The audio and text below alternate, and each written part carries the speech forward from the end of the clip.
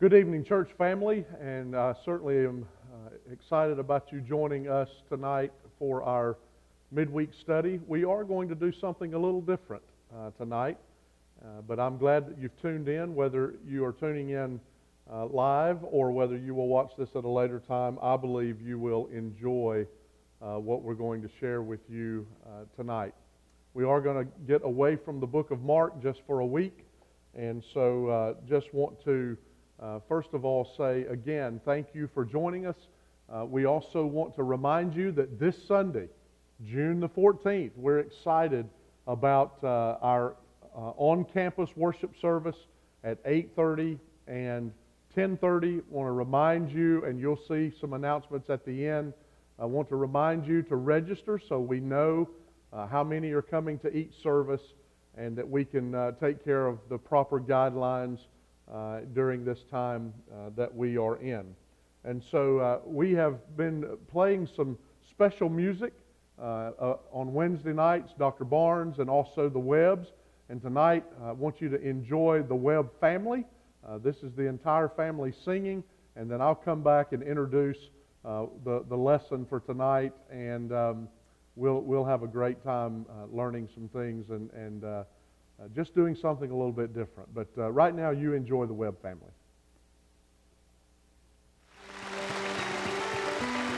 Well, this great hymn was written back in 1715 by Isaac Watts. It was true then, and it was God's truth today, 300 years later. To God be the glory. I sing the mighty power of God that made the mountains rise, that spread the flowing seas abroad and filled the lofty skies. I sing the wisdom that ordained the sun to rule the day.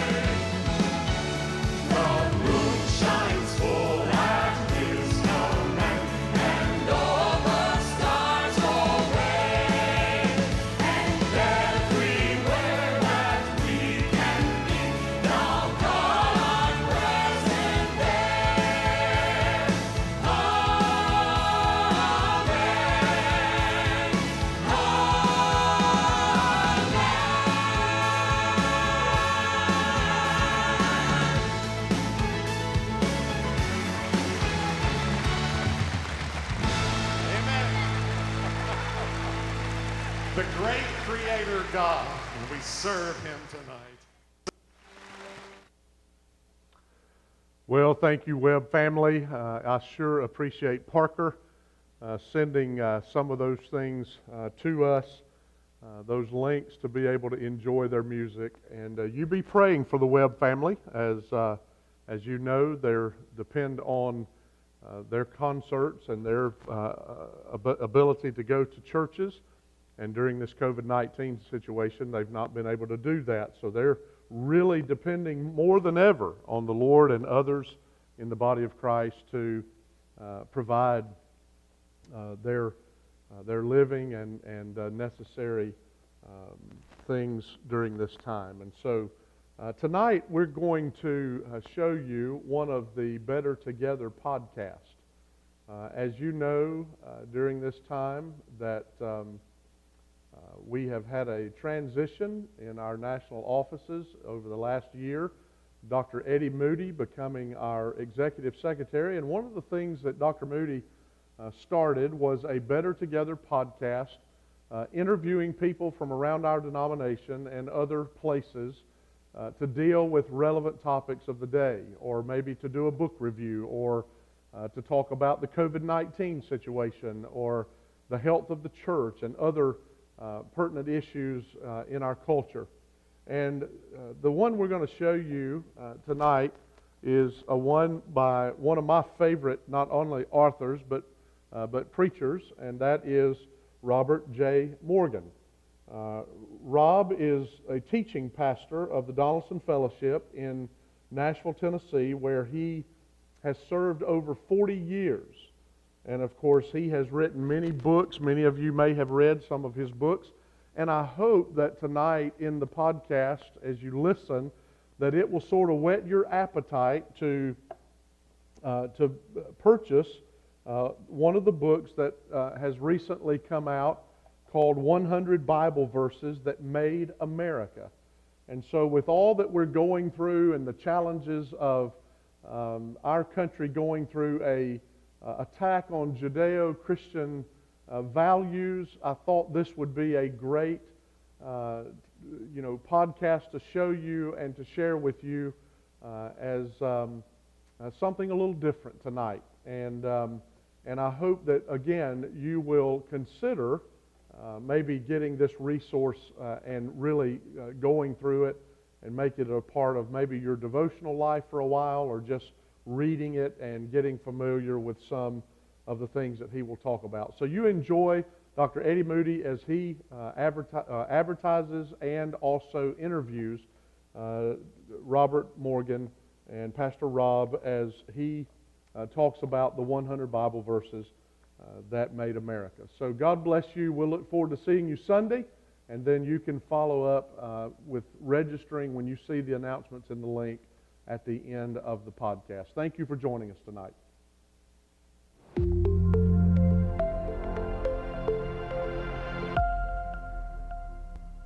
Welcome to the Better Together podcast, where we look at ways that we can come together and work together more effectively to minister for the Lord.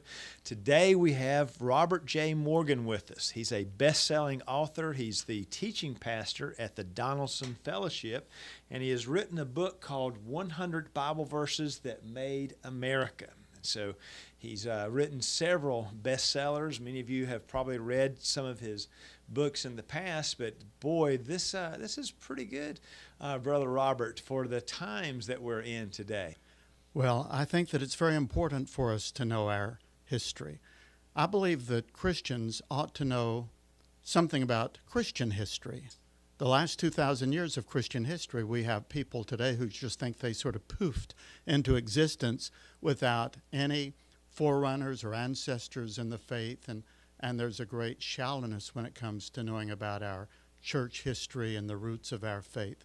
But as Americans, the same thing is true, only it is even worse in that it is being twisted by secularists so that our school children and many of us, in a lot of ways through the media, are getting the wrong story about our history. The fact is the Bible is so interwoven into American history that if you were to try to pull that thread out the whole thing would collapse. It would collapse. And so you've done that from the very beginning. We go back to the 1600s and then all the way to really recently.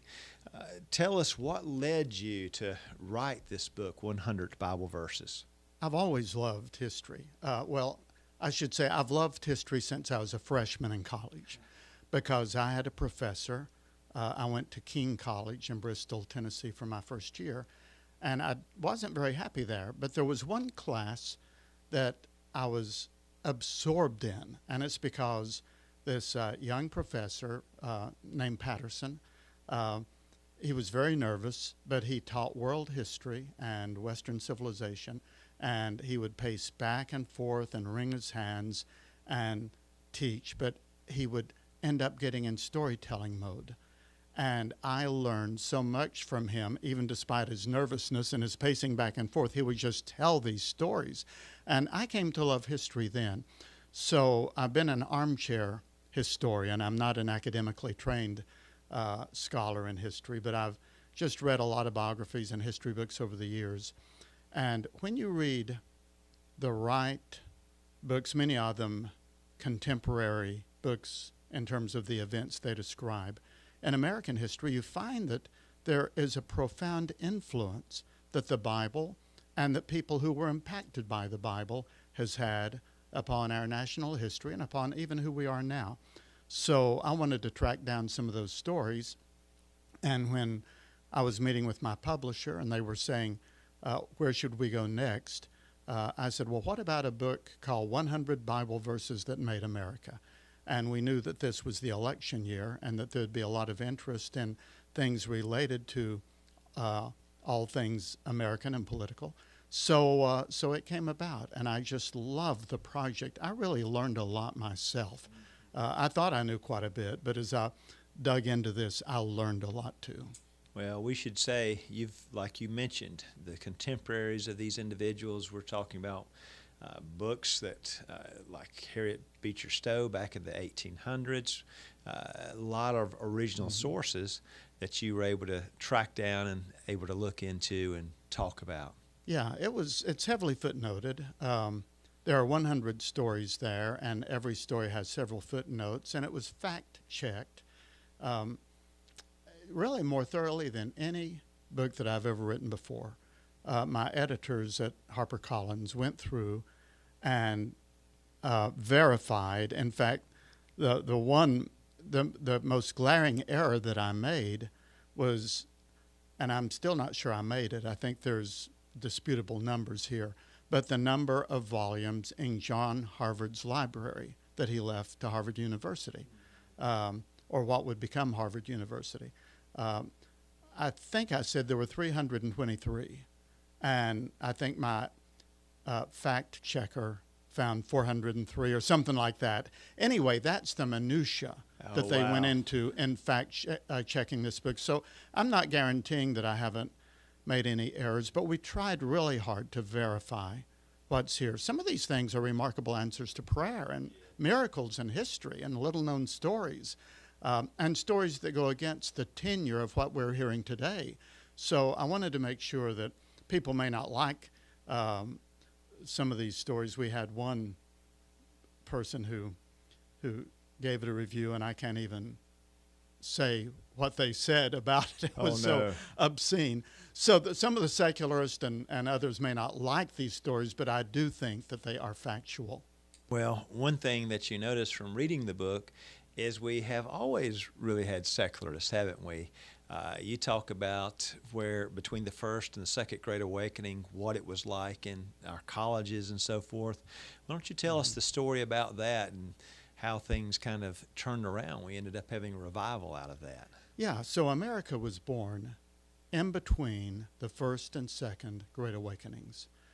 Many people don't realize this, but there would not be an America as we know it had it not been for the two great revivals on either side of the American Revolution. So in the 1700s, we had the Great Awakening that really united the colonies morally and in terms of their morale and spiritually. And in some ways, even politically, it created a new unity among them. which led to being able to have the courage and the unity to fight for independence. Then after the Revolutionary War, things became very low spiritually. It's as though the bottom fell out of Christianity. Washington gave up his command of the Revolutionary Army. He went back to Mount Vernon. There wasn't any strong centralized government. The Articles of Confederation created a sort of a loose tie between the 12 new states, but the Constitution wasn't in place yet. And then even after it was, people were busy building a new nation, and they were moving westward, into territories that didn't have any churches. But the most destructive thing was the French rationalism that came in, especially through Thomas Paine. So most of our founding fathers and the revolutionary heroes really had a strong, if they were not genuine Christians, they at least had a reverence for Scripture, and they knew the Bible. The founding fathers quoted more from Scripture than from any other source, more than they quoted John Locke or any of the French writings. They quoted the Bible. But you had Ethan Allen. You had, to some extent, Thomas Jefferson. Now, I think there's a misconstrual about Jefferson. I don't need to go into that. That's another story. But you especially had Thomas Paine. And Paine, he had written Common Sense. He was the great voice, the pen behind the American Revolution. He'd been encouraged by Benjamin Rush to write Common Sense. And it was a powerful pamphlet. It was like the paper that started the fire for the American Revolution to continue during its darkest days. But then after the Revolution, he wrote Age of Reason, which came in with such anti-Christian, pseudo-intellectual fervor that it just created a secular environment that was shocking for a country that had just been through a great awakening and had been established. So as a result of that, on university campuses, college campuses, the faculty and the students became almost thoroughly secular and atheistic. Yes. And the presence of Christians in colleges along the eastern seaboard was sparse or non-existent. And when there were Christians, they met in secret because they truly were objects of prejudice and persecution. And that was the state of things. Only 5% of Americans went to church, and John Jay, who was the Chief Justice of the Supreme Court, said that Christianity appears to be so far gone it cannot be saved in America. So when we look around and see things today, we think they're bad, and they certainly are. But there has been a similar time when maybe things were in many ways even worse. But that's when the Second Great Awakening occurred. And there are two different places where it occurred. One is up in Kentucky with the campfire meetings and what happened there. But even before then, along the eastern seaboard, there were groups of students who began having awakenings on these campuses. And it began at Hampton-Sydney College, not too far from Lynchburg in Virginia, which at that time was an all-male college. It still may be today, actually. But there were two students there who were believers. And then there was another one who was under conviction. And they met secretly. And they would meet usually some distance from college. But one day it was raining or something, and they came in to their room and closed the door and locked the door and tried to have their prayer time in secret. But they were overheard by someone passing in the hallway. And that created a riot. All of the students came together, started pounding on the doors, started threatening them. It became chaotic. The students were barricaded inside, the 2 or 3 Christian students, and some of the faculty members came and broke everything up. But then the president of the college called all of the students together, and he said, "What happened last Saturday?" And they told him, and everybody thought that he would turn to these 2 Christian students and excoriate them, and how could you believe these things? But he got tears in his eyes. He said, "Has it come to this that students cannot even pray on this campus?" And he said, "Next week, you will have your prayer meeting in my office." And the next week, 20 showed up. And that was the beginning, really, of the Second Great Awakening.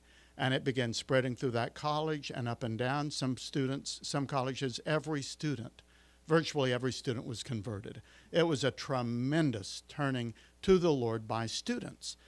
J. Edwin Orr has done a great book on this called Campus Aflame, and about the role of student revivals in the Great Awakenings of America, especially that Second Great Awakening. So all of this was taking place along the eastern seaboard, and then in the frontier you had the campfires, and these sort of came together. So the first half of the 1800s was a tremendous time of reawakening for America, and it established the moral foundation for this nation for 200 years. Only in my lifetime, I think, have things eroded tremendously from the influence of that Second Great Awakening. That was a very long answer. I'll try to be briefer, but the stories are just so good about what has happened in American history with the Bible. And it's kind of like history repeats itself a bit. So some of the experiences some Christian students have today, they had 200 years ago. And there were even folks writing books about apologetics, weren't there, to try to firm people up in their faith and help it was a book on apologetics that brought Lincoln to the Lord. You know, Lincoln was if he wasn't an atheist, he was very close to it. He also read the French radicals, and he was full of venom against the Bible. He hated the Bible as a young man. He got a lot of ideas in Salem, Illinois when he lived there, and hated Christianity, and even wrote a book that he thought would sort of be the American equivalent of some of the French writings, like people by Voltaire and a modern-day Thomas Paine. And his buddy threw it in the fire and burned it up because he said, if you publish this book against the Bible, then you'll never be elected to office. But when Mary Todd's father died, Lincoln went to clear out his estate and found a book of Christian apologetics in his father-in-law's library. And it was in reading that Lincoln really intellectually began to recognize the viability of the Bible, and he eventually became, we don't really have a moment of conversion for him, but by the end of his life, he was a practicing Christian and maybe a professing one. I think that he died as a believer.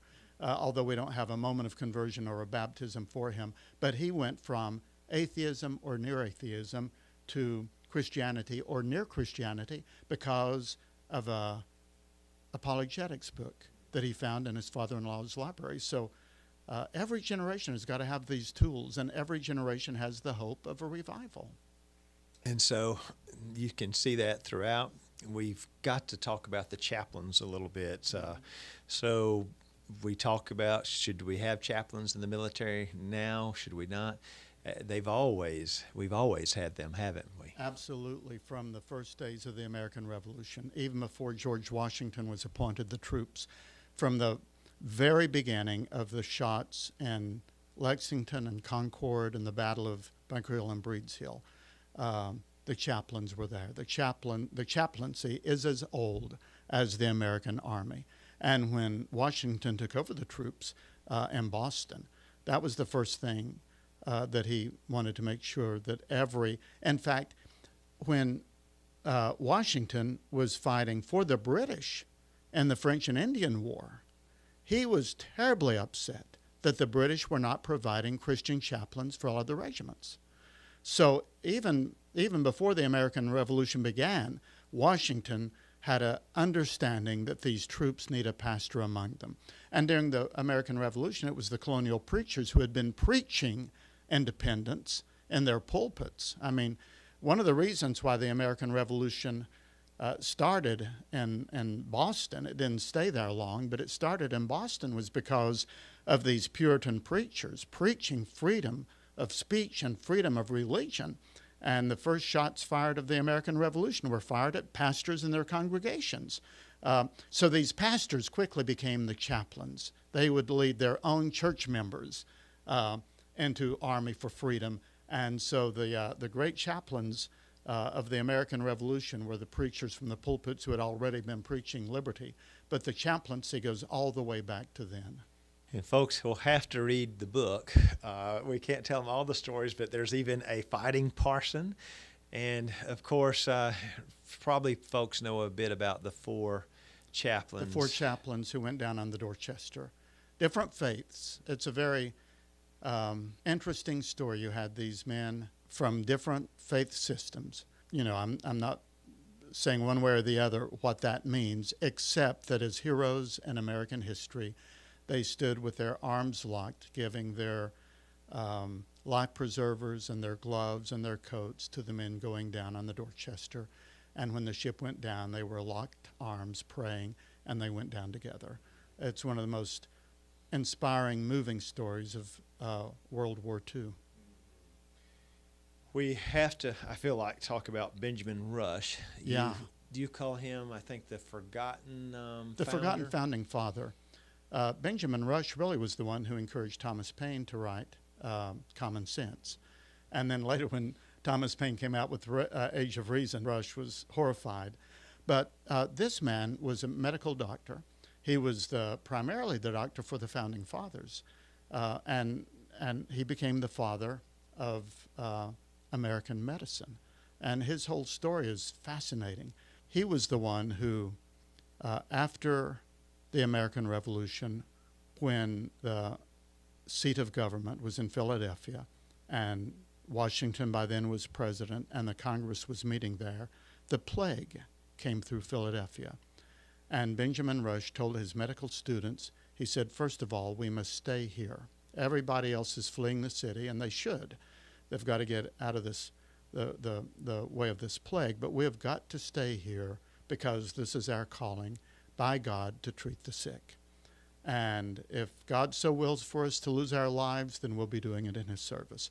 And he said, secondly, nothing can be more fortuitous for those who are sick and ill and dying than to have a physician who is also a Christian.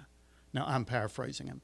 But he said, when we have come to the lengths of our medical skills, we can still pray and give them hope. He said physicians ought to pray with their patients, which is not really an accepted practice today, except, Eddie, I will tell you, when my wife, during her last illness, was in the hospital, and we thought on that particular day she was going to pass away, which she didn't. But we were all around her bed, and I said to the attending physician at Vanderbilt University, who was with us, I said, would you mind if we prayed? Well, I was going to pray whether he minded or not, but I wanted to go about it correctly. And I was shocked. He said, I would like for you to pray, and would you mind if I led you? And he led us in the most wonderful prayer. So, I think physicians can certainly pray with their patients under the right circumstances, but Dr. Rush felt that physicians ought to be Christians because they can dispense both spiritual and physical healing. He also felt very strongly that the Bible ought to be widely distributed. He was involved in the creation of Bible societies, and he also felt that the Bible ought to be used as a textbook in public schools, and he wrote extensively about that. He was a key figure in the American Revolution and in the beginnings of America. In fact, when Tom Paine wrote that book, The Age of Reason, Benjamin Rush and several others not only condemned it, but they provided alternative viewpoints through the books that they wrote, and they were doing what they could to maintain the Christian moral bearings and theological integrity of the new United States. And so sometimes we think, oh, it was so different, the same kind of problems, same kind of issues, and Benjamin Rush is a wonderful example that we can imitate and we can try to learn from. Yeah. There's a lot of, really there's been some miracles throughout the history of the United States, and that's why people should... Yeah, and we give some of those miracles there. A lot of them are miracles of weather. The fog that came in with the evacuation of the revolutionary troops from Brooklyn over to Manhattan. That wouldn't have happened without an unusual fog that just appeared. So there are a lot of stories like that. Maybe my favorite story along those lines was at Andersonville, Georgia, where the POW camp was that the Confederates had for the Union POWs. And I've been there. It's a fascinating place to visit. I'll not take time to tell the whole story, but the men, the Union prisoners of war, were dying by the hundreds every day because they were out in the open in this big area that was penned in by the stockade. There was no fresh water. There was a little creek which had been sullied because they were using it for a latrine and for bathing and for drinking and everything else. And they started praying for water. And the whole story is too long, but anyway, in direct answer to prayer, a lightning bolt struck the ground and released an underwater geyser that provided water and the saving of these men in the South who were imprisoned in this horrible place at Andersonville. And today that's the location, by the way, of the National POW Museum. It's a fascinating place. I was there 2 or 3 years ago with a Iraqi war hero who, and we were there on POW Day, the day every year when prisoners of war are remembered. So it's a very special place in South Georgia to visit. But that was one of the miracles, was how they got water. It's wonderful. How would you like to see this book used?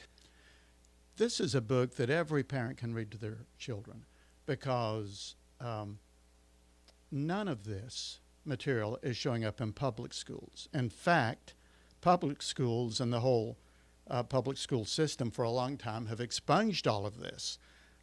Now what they're doing is every alternative group is suing or pressuring the government to make sure that their contributions to American history are included at the very time that our contributions are excluded, even though our contributions are much greater than anybody else's. I think I can say that without any fear of contradiction.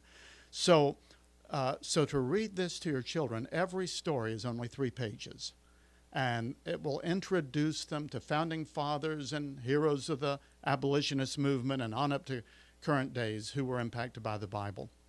I also think that this is a great book for people to give to their elected leaders, to their senators, their congressmen, their governors.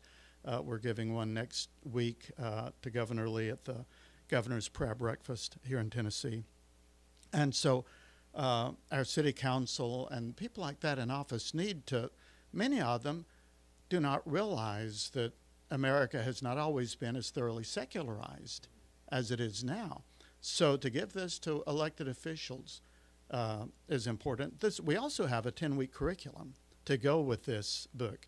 It's available at my website, robertjmorgan.com. So your Sunday school class or your small group or your Bible study group could go through this in 10 weeks, take 10 stories every week. We have corresponding Bible classes that go along with it. So you could use it as a curriculum for your small group. And then it's just a great gift to give to high school graduates and anybody who likes stories. This is a storybook. It's an American history book. It's a Bible study. It's all of those things in one. And so I would say it's a very good book to give to your very liberal or very secular friend. They may throw it away, but they may not. You know, I think the stories are engaging enough so that even those who may not initially agree with the premise that the Bible has had an impact on America would realize that maybe that conclusion was too hastily drawn. So I really want to get it out there where it can make a difference, especially during this election year. So true. And I would say give it to pastors too. Yeah, absolutely. It's a great book for pastors. There are, in fact, a lot of sermon illustrations in this book. And I think that, who was it I was writing for recently? I was telling one group of pastors that among our sermon illustrations, occasionally we should use historical illustrations because people aren't getting this anywhere else. You know, I wouldn't want all of my illustrations in my sermon to be 200 or 300 years old. But sometimes you tell people a story from history which can be fascinating, You tell it briefly, it illustrates a point well, and it can really make a sermon. It can raise it up a notch. And so I think there's maybe 100 good sermon illustrations in this book as well. Yeah, So I think so. So there's a lot of ways it could be used. Well, we thank you for taking the time to write it. You can tell there's a lot of work, a lot of research. You mentioned earlier the fact checking to make sure everything, all the I's were dotted, the T's were crossed. So thank you for writing this. Thank you for letting me talk about it. And we appreciate you, and we appreciate your ministry. Well, thank you so much, Eddie, and I appreciate you too. This has been a wonderful experience for me to be with you. Thank you. Thank you.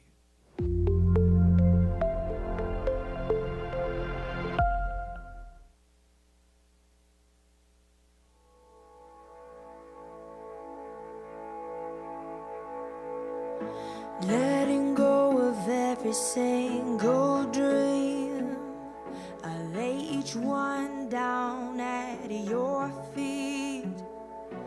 Every moment of my wandering never changes what you see.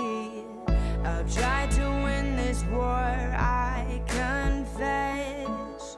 My hands are weary, I need your rest. Mighty warrior, king of the fight. No matter what I face, you're by my side. When you don't move the mountains, I'm needing you to move. When you don't part the waters, I wish I could walk through. When you don't give the answers as I cry out to you, I will trust, I will trust, I will trust in you.